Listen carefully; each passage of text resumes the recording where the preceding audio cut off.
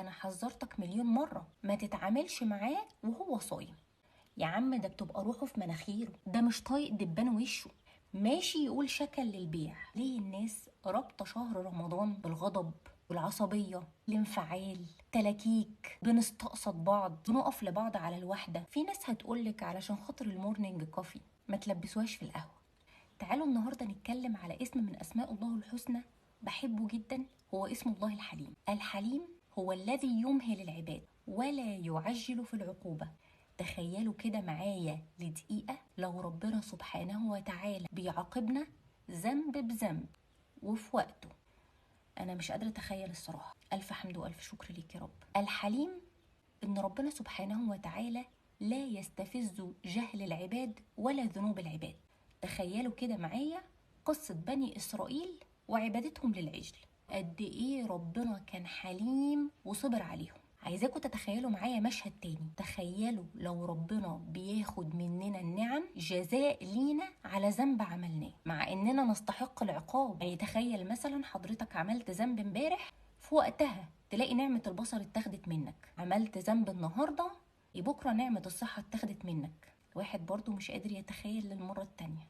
ألف حمد وألف شكر ليك يا رب. ربنا سبحانه وتعالى لا يعجل العقاب، رغم قدرته سبحانه وتعالى على العقاب بيصبر على التوبة وبيفرح بيها. عشان كده ما تخليش الشيطان يدخلك من مدخل يا عم انت ذنوبك كتير قوي، انت فاكر انك لما تقول استغفر الله ان ربنا هيسامحك وهيتوب عليك؟